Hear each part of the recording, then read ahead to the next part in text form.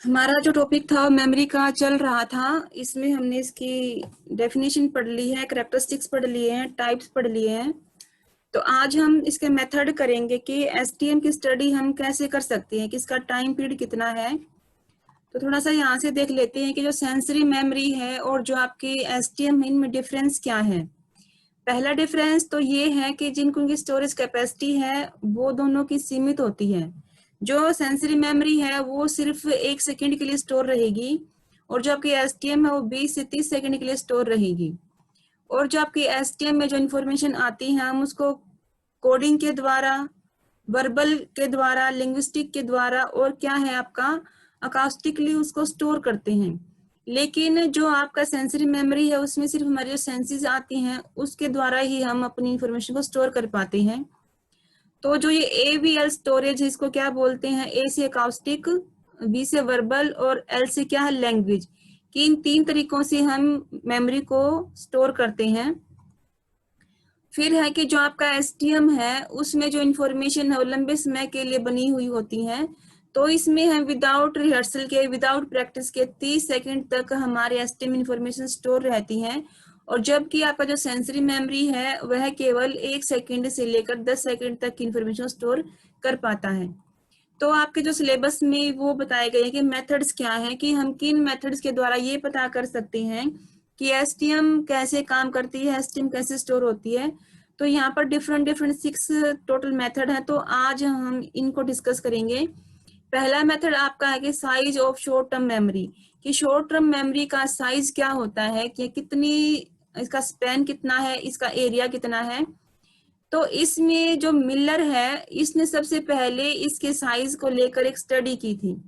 इन्होंने ये कहा था कि हम कम से कम 5 वर्डों और अधिक से अधिक हम 9 वर्डों तक ही एसटीएम को स्टोर कर पाते हैं, कि जो हमारा स्पैन होता है उसमें ये या तो 7 वर्ड ही हमारे सामने समझ पाएंगे, फिर हम 5 वर्डों को ही अपनी मेमोरी में ले पाएंगे। तो इसने बताया है कि जो हमारी इमीडिएट मेमोरी होती है उसको हम चंक के द्वारा स्टोर कर सकते हैं। चंक क्या है कि आप वर्डों को टुकड़ों में तोड़ लेते हैं और उनका एक ग्रुप बना लेते हैं और फिर उनको रिकॉल करते हैं, तो आसानी से आप उनको रिकॉल कर पाते हैं। जैसे अगर आपके सामने कोई वर्ड दिए जाते हैं कि 1947, ये अलग अलग वर्ड हैं, और जब आप एक चंक के द्वारा इनको इकट्ठा करेंगे तो क्या बन जाएगा? 1947, यानी कि 1947। तो जैसे आपने देखे हैं कि गाड़ियों के जो नंबर होते हैं वो 4 डिजिट में होते हैं, जो व्हीकल्स हैं या कोई स्कूटी है, कार है, बस है। अगर ध्यान से आपने नहीं देखा तब ध्यान से देखे कि इनके वर्ड जो है 4 डिजिट में ही होते हैं। क्यों? क्योंकि हमारी जो एसटीएम है वो इनके ऊपर काम करती है और हमें 4 वर्ड बहुत जल्दी से याद रह जाते हैं। तो ये मिलर ने बताया था कि जो 4 डिजिट के अंक होते हैं इनको हम चंक के द्वारा रिकॉल कर पाते हैं। तो जो साइज यहाँ पर बताया है वो है आपका सीरियल पोजीशन कर्व, कि एक सीरियल में वो चलती हैं और सब्जेक्ट के सामने उनको प्रेजेंट किया जाता है, और उनमें से जो रिकॉल करता है वो कितने शब्दों को पहचान पाता है वो देखते हैं। इस विधि के द्वारा लघुकालीन स्मृति के आकार को मापने के लिए प्रयोज्यों को शाब्दिक एकांशों की सूची दिखाई जाती है और फिर उनका रिकॉल करने के लिए सब्जेक्ट को बोला जाता है। इसमें पहले एक जंक्शंस बनाई गई थी कि जो हमारे पास लिस्ट होती है हम उसके लास्ट वाले भागों को क्या करते हैं? रिकॉल करते हैं। और जो लास्ट, जो आपके पास एक पेज है तो जो एकांश आपको दिए गए हैं उनके जो लास्ट वर्ड होते हैं हम सिर्फ उनको ही रिकॉल कर पाते हैं। तो हमारे जो स्मृति है एसटीएम, उसमें एकांश के लास्ट पैरा के कुछ वर्ड हमारी मेमोरी में स्टोर होते हैं। तो इनके रिजल्ट जो निकल कर आए थे वो ये आए थे कि हमारी मेमोरी में 2 से लेकर 5 जो वर्बल आइटम्स हैं उनको ही सब्जेक्ट बता पाता है। दूसरे शब्दों में ये बता सकते हैं कि सूची के अंतिम भागों में प्रयोज्य एक बार में 2 से 5 शाब्दिक एकांशों को ही रिकॉल कर पाता है। यानी कि जो इसने बताया है मिलर ने कि हम चंक के द्वारा 4 वर्डों तक अपनी वर्डों को अपनी मेमोरी में स्टोर कर पाते हैं। तो सीरियल पोजीशन कर्व मेथड भी ये बताता है कि जब सब्जेक्ट के सामने एक लिस्ट दी जाती है तो वह उसके लास्ट वाले अंतिम चरणों को या अंतिम आइटम्स को याद कर पाता है, और इनमें से सिर्फ 5, 2 से लेकर या 5 तक वर्डों को ही वो रिकॉल कर पाएगा। उसके बाद है memory span method. Memory span क्या है कि आप जब एक चीज को देखते हो, परसीव करते हो, तो आपका अटेंशन कितना चाहता है। मान लीजिए मैंने आपको कोई एक पेज दिया है, उस पर मैंने काफी सारे वर्ड लिखे हुए हैं, तो उसमें से आप कितना उनके ऊपर ध्यान दे पाते हो, कितना आपके मेमोरी में वो रहते हैं, वो होता है मेमोरी स्पैन। इसमें जो मेमोरी स्पैन है वो आपके 5 से लेकर 9 आइटम तक हो सकता है। या तो हमें कम से कम 5 आइटम याद रहेंगे या फिर हमें 9 आइटम याद रहेंगे। तो जैसे क्या है कि एक बार में जब सब्जेक्ट के सामने कोई आइटम रिप्रेजेंट की जाती है, प्रस्तुत किया जाता है, तो उसको मेमोरी स्पैन कहा जाता है। मान लिया जाए कि कोई व्यक्ति के सामने समान गति से 15 रैंडमली अंक बारी बारी से पढ़ा जाता है, यानी कि मेरे पास कोई 15 वर्ड है और मैं उनको बार बार आपके सामने पढ़ूंगी और फिर आपको रिकॉल करने के लिए बोला जाएगा, तो आप क्या करेंगे, उसमें से 8 अंकों को ही रिकॉल कर पाएंगे, बाकी को आप रिकॉल नहीं कर पाएंगे। तो यही होता है मेमोरी स्पैन। इसमें आपके सामने रैंडमली डिजिट भी दी जाती हैं, रैंडमली वर्ड भी दिए जाते हैं और अनकनेक्टेड वर्ड भी दिए जाते हैं। और इन तीनों चीजों में जब हम किसी चीज को रिकॉल करते हैं तो हमारा मेमोरी स्पैन सब तीनों ही एरिया में इक्वल रहता है। तो सबसे पहले मिलर ने 1956 में अपनी एक शोध पत्र लिखा था जिसका नाम है the magical number 7 plus and minus 2। तो इसको हम कैसे लिखेंगे, इसको हम ऐसे लिखेंगे 7 प्लस माइनस 2। अगर 7 में हम 2 ऐड करेंगे तो 9 हो जाएगा, अगर 7 से हम 2 माइनस करें 5 हो जाएगा। तो हमारा जो मेमोरी स्पैन है वो इतना ही रहेगा। कम से कम हम 5 वर्डों को और अधिक से अधिक हम 9 वर्डों को या 9 आइटम्स को हमारी मेमोरी में स्टोर कर पाते हैं। तो इसके बाद ये बताया है कि जो इनमें है कि मेथड्स होते हैं कि हम किस तरीके से अपनी मेमोरी के साइज को हम बढ़ा सकते हैं। फर्स्ट है इसमें चंकिंग के द्वारा हम अपनी मेमोरी को बढ़ा सकते हैं, उसको इम्प्रूव कर सकते हैं। दूसरा है रिहर्सल, कि जितनी बार हम रिहर्सल करेंगे, बार बार प्रैक्टिस करेंगे, तो हमारी मेमोरी का स्पैन बढ़ जाएगा, हमें चीजें ज्यादा याद रहनी शुरू हो जाएंगी। चंकिंग क्या है कि जब हमारे पास कोई डिजिट आती है, जैसे आपके सामने डिजिट आपको प्रेजेंट की गई है 675289437, तो ये क्या है, इतने डिजिट लंबी हमें याद नहीं रहेगी। हम इसमें एक चंक का मेथड लगाएंगे कि इसको हम हाफ डिवाइड कर लेंगे, 675 67528, ऐसे हम इसको याद कर पाएंगे। दूसरा क्या है आपका 9473। तो जैसे क्या है कि आपके सामने एक बड़े ग्रुप में कुछ वर्ड दिए जाते हैं और आप उसको पूरा याद नहीं कर पाते, तो हम उसको तोड़ लेते हैं, उनको ग्रुपों में डिवाइड कर लेते हैं, और ग्रुप में जैसे हम डिवाइड करते हैं तो वहां पर हम एक चंकिंग का मेथड लगा देते हैं जिससे हमारी मेमोरी बढ़ जाती है। दूसरा क्या है कि रिहर्सल, अगर बार बार हम उस चीज को रिवाइज करेंगे, प्रैक्टिस करेंगे, तो एक क्या होता है वो हमारी मेमोरी में स्टोर हो जाता है। तो ये आपका है साइज। उसके बाद सेकंड मेथड है आपका duration of store short term memory, कि एसटीएम की ड्यूरेशन कितनी होती है, यानी कितने टाइम तक वो हमारे ब्रेन में स्टोर रहेगी। मेनली जो आपको स्टार्टिंग में मैंने बताया था कि जो इसका टाइम पीरियड वो 20 से 30 सेकंड तक के लिए होता है, मिनिमम 20 सेकंड के लिए और मैक्सिमम 30 सेकंड के लिए। तो वो यहाँ पर कुछ रिसर्च की गई है, स्टडी की गई है, यहाँ से हमें पता चल जाएगा। तो पहला है डिस्ट्रैक्टर टेक्निक, दूसरा है प्रोब टेक्निक। डिस्ट्रैक्टर टेक्निक क्या होता है कि जब सब्जेक्ट के सामने एक लिस्ट दी जाती है, उसको पढ़ने के लिए दिया जाता है, फिर उसको बीच में रेस्ट दिया जाता है, उस रेस्ट टाइम में हम सब्जेक्ट को किसी और काम में लगा देते हैं। यानी कि जब हमने उसको एक लिस्ट याद करने के लिए दी है और फिर जब हमने उसको रेस्ट दिया है, उस टाइम हमने उसको कोई दूसरा काम करने के लिए दे दिया, फिर हमने वो काम करने के बाद उसको दोबारा से रिकॉल करवाया। तो ये होता है डिस्ट्रैक्टर टेक्निक, कि एक बार सब्जेक्ट को एक लिस्ट देने के बाद हम उसका ध्यान दूसरे स्थान पर लगा देते हैं, तो एसटीएम पर क्या इफेक्ट पड़ता है। प्रोब टेक्निक होता है कि तहकीकात टेक्निक, यानी कि इन्वेस्टिगेट की टेक्निक होती है। तो इस तरीके में कैसे मेमोरी के साइज को बताया गया है। ये है आपकी प्रोब डिस्ट्रैक्टर टेक्निक। यहाँ पर क्या है, ये टाइम दिया गया है 3 सेकंड का टाइम, फिर 6 सेकंड का टाइम, 9 सेकंड का टाइम, 12 सेकंड का टाइम, फिर 15 सेकंड, फिर 18 सेकंड। यहाँ पर क्या है कि 3 वर्डों के जोड़ से जो बनते हैं, जैसे आपको दे दिया ABC, WKTC, UVW, ऐसे ऐसे 3 वर्डों की डिजिट आपको दिखाई जाती हैं, बीच में कुछ न्यूमेरिक नंबर आपको दिखाए जाते हैं। तो डिस्ट्रैक्टर टेक्निक का मतलब क्या है कि उस सब्जेक्ट ने पहले 3 सेकंड में सिर्फ 75 वर्डों को रिकॉल कर पाया था, फिर जो 3 सेकंड का टाइम मिला है, इस टाइम में उसको कुछ और काम करने के लिए दे दिया गया, और फिर जब 6 सेकंड हो जाते हैं तब उससे रिकॉल करवाया, तो उसने सिर्फ 655 वर्डों को ही रिकॉल किया। ऐसे ही टाइम स्पेंड होने के साथ साथ उसका जो रिकॉल परसेंटेज था वो कम होता चला गया। ये इस लाइन से भी आपको पता चल सकता है कि यहाँ से जो उसका रिकॉल था लास्ट में वो 6% हो गया था।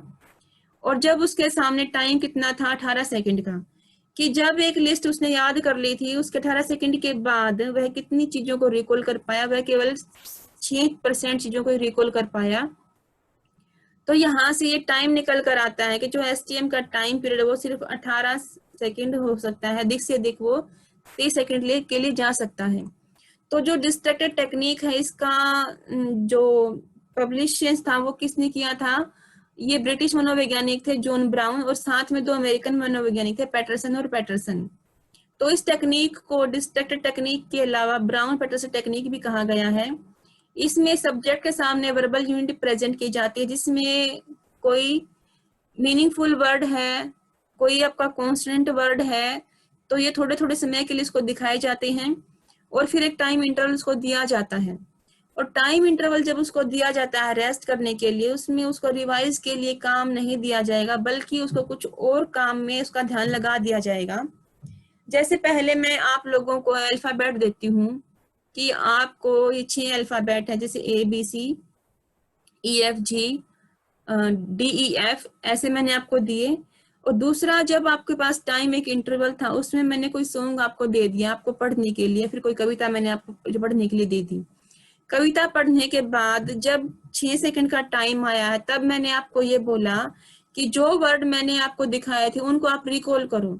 तो उस टाइम आप सिर्फ 55% वर्डों को ही रिकॉल कर पाएंगे। ऐसे ऐसे जितना टाइम स्पेंड होता चला जाएगा, आपकी रिकॉल की जो रिटेंशन है वो कम हो जाएगी। तो यहाँ से इसकी ड्यूरेशन का पता चल जाता है। जैसे अब इसने क्या किया है, जैसे कोई वर्ड दिखाया उसने KTS 1 सेकंड के लिए दिखाया, उसके बाद उसने उन कॉन्सोनेंट वोवेल्स को रिकॉल करवाया 3 सेकंड के बाद, 6 सेकंड के बाद, 9 सेकंड के बाद, फिर 18 सेकंड के बाद। तो जैसे उसको एक व्यंजन पद दिखाने के बाद एक 3 अंक की जो संख्या प्रेजेंट की गई, जैसे 887, यानी कि उसको एक बार ABC दिखाया, फिर उसको 887 दिखाया, फिर उसने CDEF दिखाया, और फिर रिकॉल करने के लिए उसको 851, 848, यानी कि क्या है कि आपके अल्फाबेट के साथ साथ उसने काउंटिंग को भी प्रेजेंट कर दिया। तो जो काउंटिंग प्रेजेंट की थी, इसने क्या किया, उसको डिस्ट्रैक्ट करने का काम किया है, कि उसका ध्यान अलग जगह पर लगा दिया।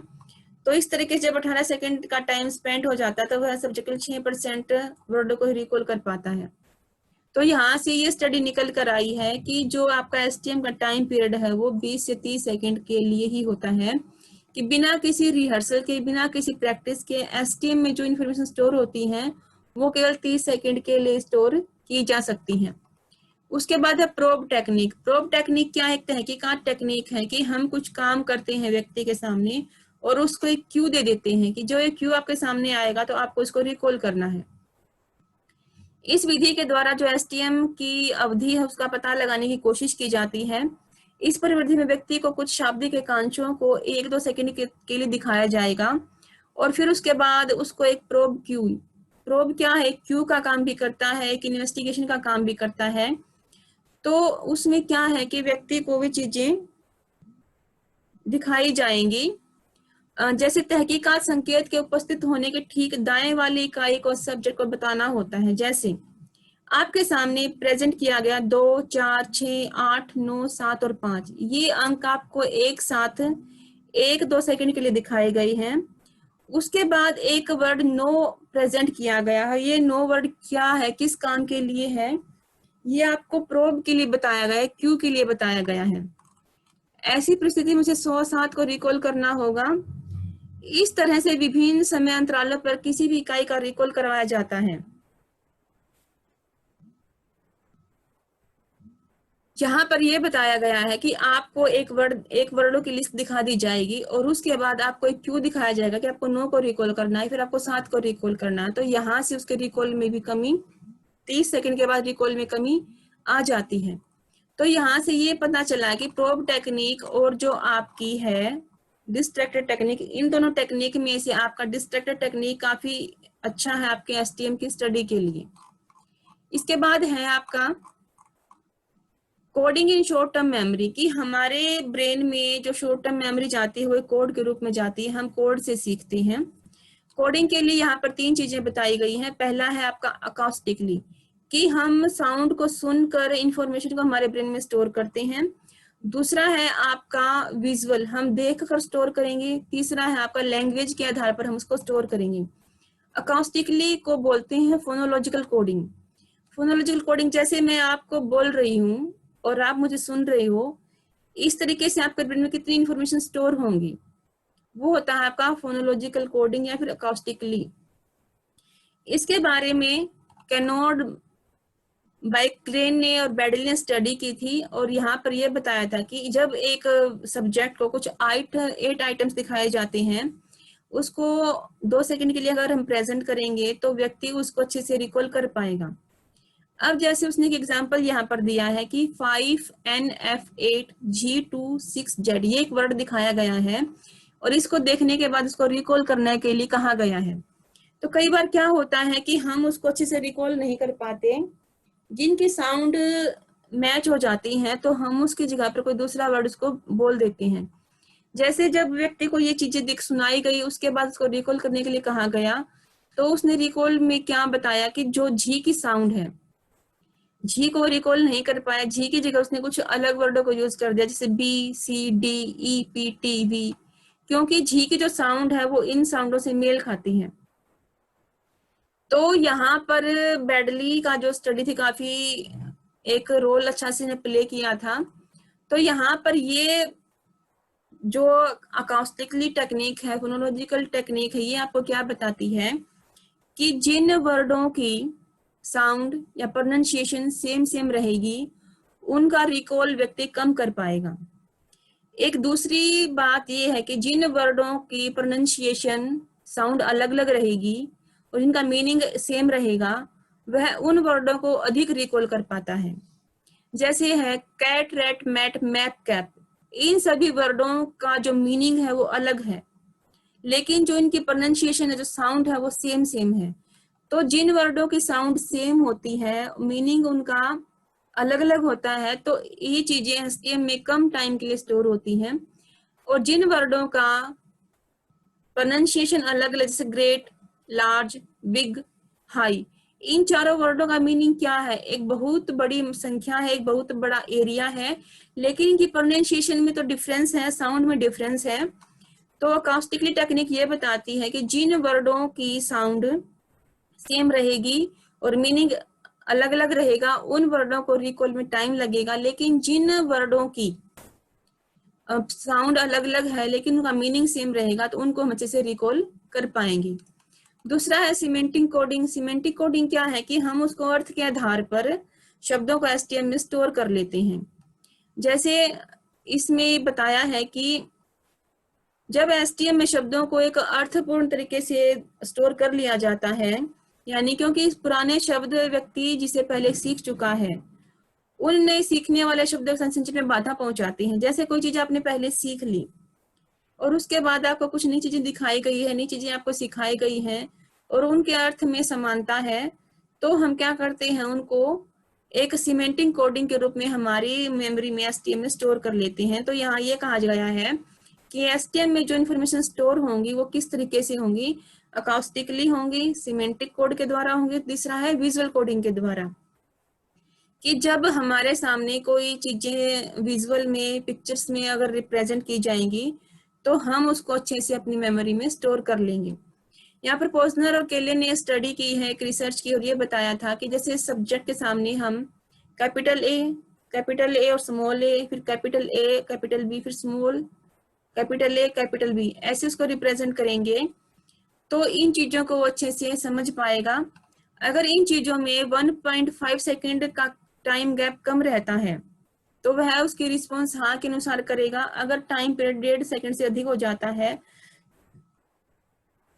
तो वह उसको ऑडिटरी कोड में रिप्रेजेंट करेगा, यानी कि जब उसके सामने कोई चीजें विजुअल में प्रेजेंट की जाएंगी, यानी कि उनको उसको दिखाई जाएंगी और टाइम पीरियड उसका 1.5 सेकंड से कम होगा तो वह उसको हाँ में रिस्पॉन्स करेगा, यानी कि उसने उसको देखकर सीखा है। अगर टाइम पीरियड आपका 1.5 सेकंड से अधिक चला जाता है तो फिर क्या होता है कि आप उसको साउंड के रूप में, यानी कि उसको ऑडिटरी कोड के रूप में उसको अपनी एसटीएम में स्टोर करते हो। तो ये यहाँ से क्या बना है आपका AVL स्टोरेज, यानी कि ए से अकाउस्टिकली, वी से विजुअल, एल से क्या है लैंग्वेज, कि हम उसको लैंग्वेज के बेस पर भी हम अपनी मेमोरी में स्टोर करते हैं। तो आज इतना ही पढ़ेंगे हम, बाकी जो इसके अलग मेथड्स है वो हम कल कर लेंगे।